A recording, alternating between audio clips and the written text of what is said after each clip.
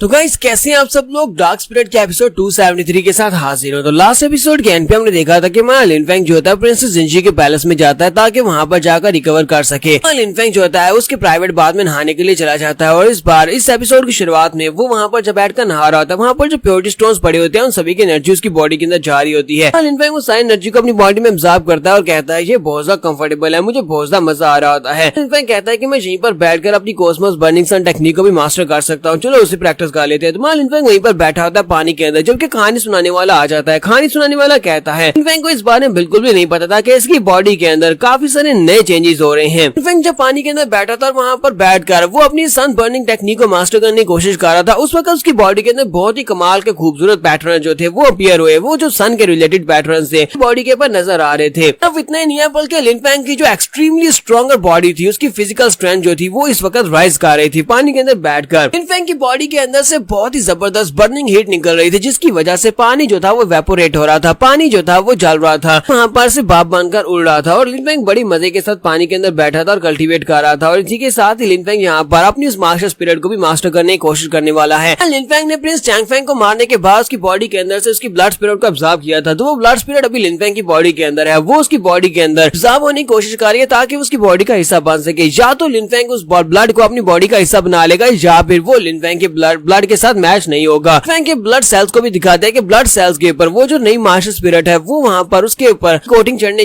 की कोशिश कर रही होती है। लिन फेंग की पूरी बॉडी के ऊपर वो नई वेन्स दिखाई दे रही होती है क्योंकि उसकी पूरी बॉडी यहाँ पर नए दर्द में होती है क्योंकि उसे यहाँ पर उन सारे ब्लड सेल्स को अपनी बॉडी का हिस्सा बनाना है। लिन फेंग वहाँ पर जोरदार चीख मारता है, इसी के साथ उसकी बॉडी के अंदर जबरदस्त एनर्जी निकलती है। दूसरी तरफ प्रिंसेस को दिखाते हैं कि प्रिंसेस अपने रूम में बैठी होती है लेकिन उसे बहुत ज्यादा गर्मी लग रही होती है। प्रिंसेस कहती है कि ये क्या अचानक से इतनी ज्यादा गर्मी कैसे हो गई है। साथ ही वो साइड के ऊपर देखते हैं और कहते हैं कि लिन फेंग की तरफ से ये सारी की सारी हीट निकल कर आ रही है, क्या वो वहाँ पर नहा रहा है या फिर वो कुछ और कर रहा है। चलो जल्दी से वहाँ पर चलकर देख कर आती हूँ क्या वहाँ पर मसला क्या है। प्रिंसेस जिंजी जो होती है वो चलती हुई सीधी अपने प्राइवेट बैथ की तरफ जाती है, फिर साथ ही वो सोच रही होती है लेकिन ये बिल्कुल भी अच्छा नहीं है, अगर किसी ने मुझे यहाँ पर लिन फेंग के साथ देख लिया तो वो लोग क्या सोचेंगे और ऊपर से लिन फेंग क्या सोचेगा कि मैं उसे यहाँ पर नहाते हुए देख रही हूँ। साथ ही वो कहती है लेकिन लिन फेंग किसी खतरे में हो सकता है क्योंकि वहाँ पर से बहुत सारी हीट निकल रही है, तो मुझे वहाँ पर जाकर चेक करना चाहिए। चलते हुए सीधे जाती है और जाकर वह अपने प्राइवेट बैथ के बाहर रुकती है। जैसे वो जाकर लिन फेंग को देखती है तो लिन फेंग वहाँ पर बैठा नहा रहा होता है, फिर वहाँ पर पानी जो होता है वो हवा में उड़ रहा होता है क्योंकि हमारे लिन फेंग ने अपनी सन बर्निंग टेक्निक के साथ जब पानी को वहाँ पर सन बर्निंग टेक्निक को एक्टिवेट किया था तो पानी भाप बनकर उड़ रहा होता है। देखकर प्रिंसेस काफी ज्यादा हैरान होती है। प्रिंसेस वहाँ पर पहुंचने के बाद देखकर काफी हैरान होती है और कहती है कि प्राइवेट बाथ का जो वाटर है वो तो बहुत ज्यादा गर्म हो चुका है, क्या ये यहाँ पर नहा रहा है या फिर यहाँ पर कल्टीवेट कर रहा है। जिंजी वहीं पर लिन फेंग के पीछे बैठ जाती है और बैठकर बड़ी आराम से लिन फेंग को घूर घूर कर देख रही होती है और कहती है कि यूजुअल टेक्निक है, इसकी वजह से ये पूरे का पूरा सीन बहुत ज्यादा कमाल का बन गया है। हालांकि यहाँ पर गर्मी बहुत ज्यादा है लेकिन फिर भी मुझे यहाँ पर बहुत ज्यादा अच्छा लग रहा है लिन फेंग को इस तरह बैठकर कल्टीवेट करते हुए देखना। तुम्हारा लिन फेंग वहाँ पर कल्टीवेशन स्टेज में होता है तो लिन फेंग कहता है कि मैंने चैंग फेंग की बॉडी के अंदर से जो कुछ भी ऑब्जर्व किया था उसका आधा हिस्सा तो मेरे सेलेस्टियल फैंग स्पिरिट ने ऑब्जर्व कर लिया, जबकि बाकी का आधा हिस्सा बॉडी के अंदर है और वो ऑब्जर्व होने की कोशिश कर रहा है। लेकिन क्योंकि ये मास्टर स्पिरिट जो ये मेरी बॉडी के साथ कंपैटिबल नहीं है, ये ब्लड स्पिरिट बिल्कुल मेरे ब्लड के साथ कंपैटिबल नहीं, वजह से मैं इसको यूज नहीं कर सकता, लेकिन फिर भी ये मेरे लिए काफी ज्यादा यूजफुल रहेगी। मुझे लगता है कि मैं इस ब्लड स्पिरिट को अपनी हेरुका की रोटेशन की पावर को बढ़ाने के लिए यूज कर सकता हूँ।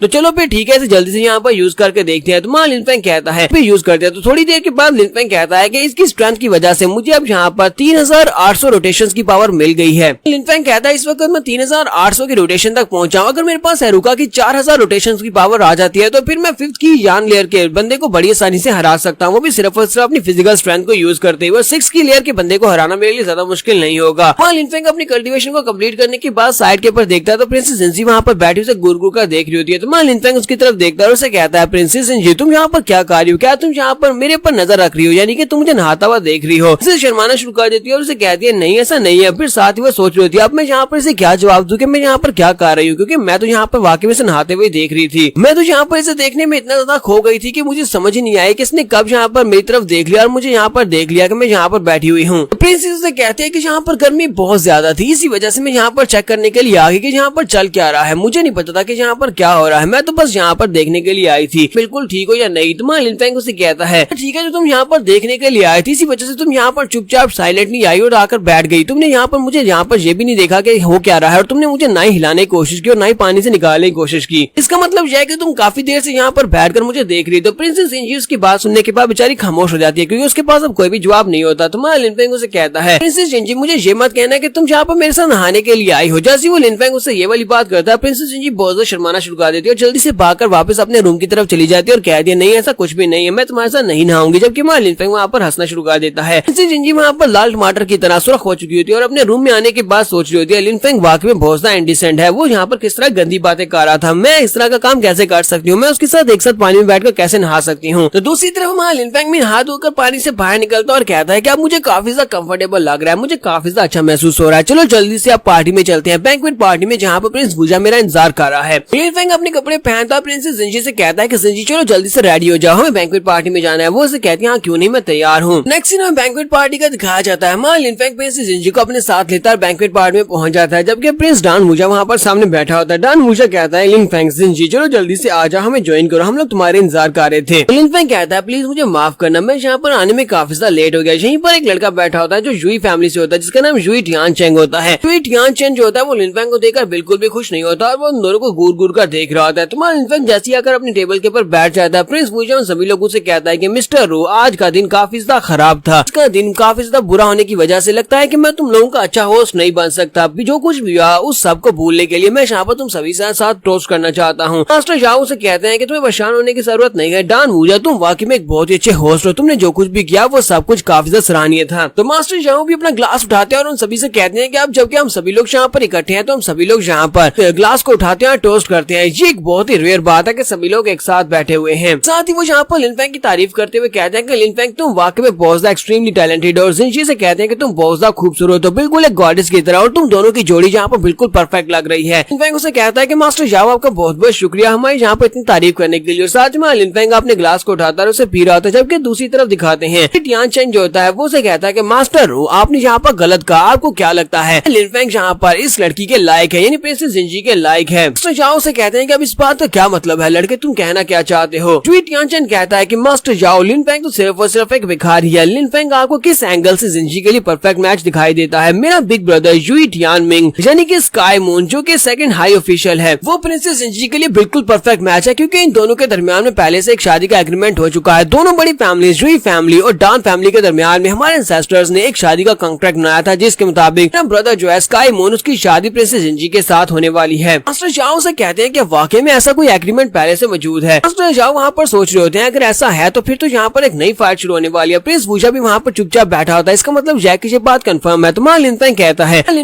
है एक मैरिज एग्रीमेंट, तुमने कहा कि दोनों के दरमियान में एक मैरिज एग्रीमेंट है, मुझे ये बताओ कि ये मैरिज एग्रीमेंट बनाया किसने था। जुई टियानचेंग उसे कहता है कि ये वाला जो मैरिज एग्रीमेंट था ये दोनों क्लैंस के दरमियान में था, मेरा जुई क्लैन और इनका डॉन क्लैन, इन दोनों क्लैंस के इंसेस्टर्स ने आपस में के सामने एक एग्रीमेंट बनाया था कि दोनों फैमिलीज के यंग मास्टर और यंग मिस की शादी करवाई जाएगी, कि हम लोग अपनी ब्लड स्पिरिट को मजबूत बना सके और साथ ही अपने फ्यूचर जनरेशन को पावरफुल बना सके। दोनों के पास अपने ब्लड स्पिरिट्स हैं, दोनों की शादी जब होगी तो दोनों की इमोशनल स्पिरिट पहले से ज्यादा स्ट्रॉन्गर होगी। और प्रिंसेस जिंजी का स्टेटस बहुत ज्यादा हायर है, तुम्हारे जैसे भिखारी के लिए तो बिल्कुल भी नहीं है, तुम इसके लिए बिल्कुल भी परफेक्ट नहीं है, क्योंकि इसके साथ तो सिर्फ और सिर्फ मेरा भाई स्काई मून ही अच्छा दिखता है। स्काई मून जिंजी के लिए बिल्कुल परफेक्ट, और हम दोनों की फैमिलीज के दरमियान में डान फैमिली और जुई फैमिली के दरमियान में एक मैरिज कॉन्ट्रैक्ट भी है। ये वाली बात सुनने के बाद मां लिनफेंग भी काफी ज्यादा हैरान होता है, क्या वाकई में ऐसा हो सकता है कि इन दोनों की फैमिलीज के दरमियान में एक मैरिज कॉन्ट्रैक्ट है। तो मां लिनफेंग उसकी बात सुनने के बाद हल्का सा मुस्कुराता है, फिर साथ ही मां लिनफेंग उसे वहाँ पर चैलेंज करता है। वो जुई टियानचेंग को चैलेंज करता है, लेकिन जुई टियानचेंग उसके चैलेंज को एक्सेप्ट नहीं करता, क्योंकि उसे अच्छी तरह से पता है कि अगर वो चैलेंज को एक्सेप्ट करेगा तो वो मरेगा। इस बात से स्काई मून भी काफी ज्यादा गुस्सा होता है और उसे कहता है कि ये तुम क्या कर रहे हो, क्या तुम्हें लगता है कि तुम इसको चैलेंज कर सकते हो, ये तुमसे फाइट करने के लायक नहीं है, क्योंकि ये तुमसे कमजोर है। मां लिनफेंग कहता है कि अगर ये यहाँ पर मेरे चैलेंज को एक्सेप्ट नहीं कर सकता, ये मुझसे कमजोर है, बल्कि हम सभी से यहाँ पर कमजोर है, तो फिर इसे यहाँ पर बैठने का कोई अधिकार नहीं है, तो जुई फैमिली का भी होने का कोई भी अधिकार नहीं है, क्योंकि ये बहुत ज्यादा कमजोर है। और ऊपर से ये मुझे यहाँ पर एक भिखारी कह रहा था और कह रहा था कि मेरा स्टेटस इस लायक नहीं है कि मैं प्रिंसेस के साथ शादी कर सकूं। तो स्काई मून हमारे लिनफेंग से कहता है कि अगर ऐसी बात है तो फिर ठीक है, मैं यहाँ पर इस बात को कंफर्म कर देता हूँ जो भी मेरे छोटे भाई ने कहा है। हाँ, हमारी फैमिली के दरमियान में डान फैमिली के दरमियान में एक मैरिज कॉन्ट्रैक्ट हुआ था, इसके मुताबिक प्रिंसेस की शादी अब मेरे साथ होनी है। तुम दोनों इस वक्त एक दूसरे के बहुत ज्यादा करीब हो, इसी वजह से ये बिल्कुल भी अच्छा नहीं है। तुम यहाँ पर प्रिंसेस की इमेज को खराब कर रहे हो, तुम्हारी वजह से प्रिंसेस और मेरी होने वाली बीवी की इमेज खराब हो रही है। लिनफेंग उसकी बात सुनने के बाद कहता है, मुझे ये बताओ कि तुम लोगों की इस शादी को डिसाइड किसने किया है, क्या तुम लोग यहाँ पर अपने आप से ये सारा कुछ डिसाइड कर रहे हो। प्रिंसेस जिंजी कहे कि वो तुमसे शादी नहीं करना चाहती, तो फिर क्या तुम लोग यहाँ पर जबरदस्ती करोगे। तो स्काई मून से कहता है कि आज रात इस बैंक्वेट पार्टी में यहीं पर मेरे ग्रैंडपा भी आएंगे, मेरे ग्रैंडपा और हम दोनों मिलकर जहाँ पर प्रिंसेस के लिए शादी का प्रस्ताव रखेंगे। ऐसे भी पहले से ये बात हो चुकी है, तो फिर यहाँ पर इन लोगों के पास कोई भी जवाब नहीं बचता कि ये लोग यहाँ पर हमें ना कर सके इस शादी के लिए। तो लिन फेंग उसे कहता है ऐसी बात है तो फिर मुझे ये बताओ कि प्रिंसेस का हाथ मांगने के लिए तुम किसके पास जाने वाले हो? क्या यहाँ पर कोई ऐसा है जिसके पास तुम प्रिंसेस की शादी की बात कर सको? माइमून उसे कहता है कि हम लोग यहाँ पर प्रिंसेस की शादी की बात प्रिंसेस के फादर यानी कि एम्परर से करना चाहते थे, लेकिन एम्परर पिछले कुछ महीनों से नहीं आ रहे, यानी कि वो किसी से बात नहीं कर रहे, वो सामने नहीं आ रहे, तो एम्परर से बात नहीं की जा सकती। यही बात उसके बड़े भाई की, तो इस वक्त उसका बड़ा भाई वो तो इस दुनिया से आजाद है, यानी कि उसे सिर्फ और सिर्फ कल्टीवेशन की पड़ी है और उसे अपनी बहन की बिल्कुल फिक्र नहीं है, तो हम लोग उससे बात नहीं कर सकते। के बाद प्रिंस वूजा बचता है जो कि इस वक्त हमारे सामने बैठा है। प्रिंस वूजा अपनी बहन का सरपरस्त होने के नाते, अपनी बहन का बड़ा भाई होने के नाते और उसके फादर की जगह होने के नाते तो उसी से बात करेंगे। मेरे ग्रैंडपा यहाँ पर आएंगे और वूजा के साथ बात करेंगे। तो हमारा लिन फेंग उसकी बात सुनने के बाद पहले खामोश होता है, फिर साथ उसे कहता है कि अगर प्रिंसेस जिंजी यहाँ पर मना कर देगी तो फिर यहाँ पर से कुछ भी नहीं हो सकता, तुम्हारा मैरिज कॉन्ट्रैक्ट यहीं पर फेल हो जाएगा। जबकि उसी वक्त जिंजी उसे कहती है हाँ तुमने बिल्कुल ठीक कहा, मैं कभी भी इस तरह के मैरिज कॉन्ट्रैक्ट को नहीं मानने वाली, मैं कभी भी जुई क्लैन में शादी नहीं करूंगी। भाई मेरा ब्रदर यहाँ पर इस ऑफर को मानने वाला है। इसी के साथ ही वहाँ पर जुई क्लैन के ग्रैंडपा पहुंच जाते हैं। तो जुई क्लैन के ग्रैंडपा वहाँ पर पहुंचने के बाद कहते हैं कि तुम लोग यहाँ पर क्या बात कर रहे हो? प्रिंसेस से कहता है प्रिंसेस तुम्हें इतनी जल्दी से यहाँ पर जवाब देने की जरूरत नहीं है, पहले यहाँ पर थोड़ी सोच तो लो। फिर साथ ही वो से कहता है क्या तुम्हें पता है कि मेरा पोता यानी कि स्काई मून ये कितना ज्यादा पावरफुल है? मेरा बेटा स्काई मून एक बहुत ही एक्सपीरियंस वॉरियर है और बहुत ही जल्दी ये ग्रेट कंपटीशन को भी जीतने वाला है। हमारे जुजू कंट्री में ये सेकंड हाई ऑफिशियल भी है, यानी कि इतनी कम उम्र में ये सेकंड हाई ऑफिशियल बन चुका है। ये तुम्हारे लिए बिल्कुल परफेक्ट है। और जुई क्लैन का यंग मास्टर है, इसका मतलब यह है कि डॉन क्लैन और जुई क्लैन दोनों रिस्पेक्टेड क्लैन और ये शादी हो सकती है। फिर वो नीचे उतरता है, वहाँ पर उतरने के बाद ड्रैगन माउंटेन के एम्बेसडर्स उन सभी लोगों को हेलो बोलता है, जबकि ड्रैगन माउंटेन के जाओ से कहते हैं इस बात से कोई मसला नहीं है कि अगर तुम लोग यहाँ पर आकर अपने पर्सनल मैटर्स को अटेंड करना चाहते हो तो मैं तो यहाँ पर बस तुम्हारी बातें सुन रहा हूँ। चलो देखते हैं कि जुई क्लैन के लोग यहाँ पर कैसे शादी को प्रपोज करते हैं। तो ग्रैंडपा आगे बढ़ते हैं और जाकर वूजा से कहते हैं कि सेकंड प्रिंस आपको ये बात अच्छी तरह से पता होगी क्योंकि हमारी फैमिली और आपकी फैमिली के एंसेस्टर्स ने एक वादा किया था। उन लोगों ने कहा था कि दोनों फैमिलीज के जो यंग मास्टर्स और यंग मिस होंगे उनकी आपस में शादी करवाई जाएगी। जबकि मेरा पोता बड़ा हो चुका है और आपकी बहन यहाँ पर बड़ी हो चुकी है, तो फिर हम लोग यहाँ पर इन दोनों की शादी करवा सकते हैं। मेरे पोते की कल्टीवेशन काफी ज्यादा बेहतर है, बहुत ही जल्दी ग्रेट कंपटीशन में हिस्सा लेने वाला है और इसके साथ साथ उसकी उम्र 23 साल और मुझे लगता है कि उसके लिए शादी की बिल्कुल परफेक्ट एज। और ऊपर से प्रिंसेस जिंजी वो भी शादी के लायक हो चुकी है। प्रिंसेस जिंजी एक बहुत ही खूबसूरत लड़की है, मैं उसे अपनी बहू बनाना चाहता हूँ। मैं अपने पोते के साथ उसकी शादी करना चाहता हूँ और मेरा पोता उससे बहुत ज्यादा प्यार करता है और उससे बहुत ज्यादा प्यार करेगा भी। करता हूँ कि आप लोग मेरे इस बात के ऊपर गौर करेंगे और जल्दी से आप इस शादी के लिए हाँ कह देंगे। तो प्रिंस वूजा उसे कहता है कि ये मसला बहुत ज्यादा स्पेशल है मास्टर जुई, मुझे लगता है कि मुझे इसके लिए थोड़ा सा टाइम चाहिए होगा, मैं इसके ऊपर सोच विचार करके उसके बाद आपको जवाब दूंगा। मास्टर जुई से कहते हैं कि इसमें सोचने की क्या जरूरत है, तुम्हें यहाँ पर सोचने की बिल्कुल भी जरूरत नहीं है। मैं जुई किंगशान यहाँ पर अपने एंसेस्टर्स के एग्रीमेंट को रिस्पेक्ट देने के लिए आया हूँ। हमारे एंसेस्टर्स ने जो बात की थी, जो वादा आपस में किया था, उस वादे को पूरा करने का वक्त आ चुका है। जल्दी से बताओ कि तुम यहाँ पर इस शादी के लिए हाँ करोगे या नहीं। अगर तुम हाँ करते हो तो मैं जल्दी से यहाँ से चला जाऊंगा और जाकर शादी की तैयारियां शुरू कर दूंगा। वूजा उसे कहता है कि मुझे यहाँ पर कोई भी ऑब्जेक्शंस नहीं है, मैं इस शादी को करवाने के लिए बिल्कुल तैयार हूँ। लेकिन साथ ही यहाँ पर एक बात ये भी है कि मैं यहाँ पर अपनी बहन से पूछना पड़ेगा, यहाँ पर प्रिंसेस जिंजी से पूछना पड़ेगा क्या वो इस शादी के लिए तैयार है या नहीं, क्योंकि मैं यहाँ पर इस शादी को उसके ऊपर थोपना नहीं चाहता। तो प्रिंसेस जिंजी यहाँ पर कहती है कि वो तुम्हारे पोते से शादी करना चाहते हो, तुम लोग अभी जाकर शादी की तैयारियां शुरू कर दो,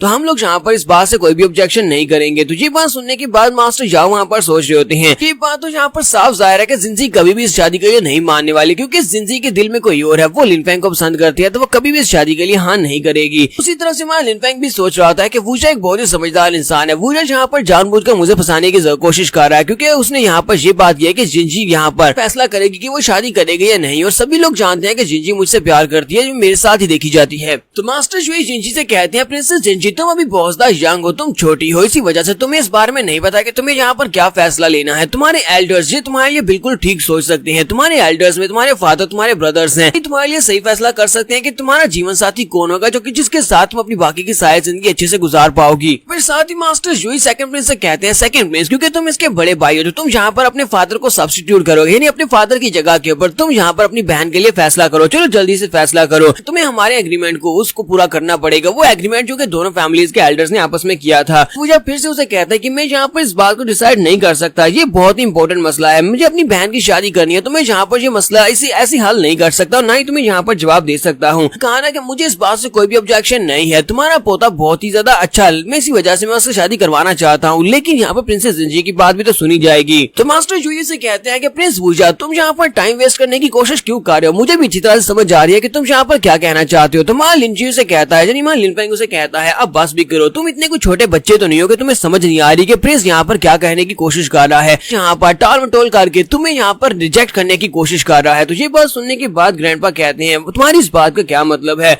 भी तुम्हें यहाँ पर किसने अधिकार दिया हम लोगों के पर्सनल मसले के दरमियान में बोलो? तुम्हें यहाँ पर मशवरा देने का अधिकार किसने दिया है? मां लिनफेंग से कहता है कि तुम लोग यहाँ पर मेरी होने वाली फ्यूचर वाइफ के बारे में बात कर रहे हो और जहाँ पर मैं यहाँ पर बीच में क्यों ना बोलूं? मुझे यहाँ पर पूरी तरह से बोलने का पूरा अधिकार है। तुम यहाँ पर मैरिज अलायंस प्रपोज करने के लिए आए हो, मैं भी अपनी मदर से क्या कर उन्हें यहाँ पर बुला सकता हूँ। मेरी मदर यहाँ पर आकर मैरिज प्रपोजल रख सकती है और उसके बाद देखेंगे कि यहाँ पर किसके मैरिज प्रपोजल को माना जाता है और उसके बाद क्या होगा। हो सकता है कि मुझे और तुम्हारे बेटे स्काई मून को यहाँ पर आपस में फाइट करनी पड़ जाए और उसके बाद तुम्हें अच्छी तरह से पता है कि रिजल्ट्स क्या होने वाले हैं। तो इसी वजह से सोच समझकर यहाँ पर बात करना। यहाँ पर हमारी एपिसोड 274 का एंड होगा। एपिसोड की एक्सप्लेनेशन अच्छी लगी हो तो कमेंट करके जरूर बताइएगा। चैनल को सब्सक्राइब कर दे, वीडियो को लाइक और शेयर कर दे। शुक्रिया।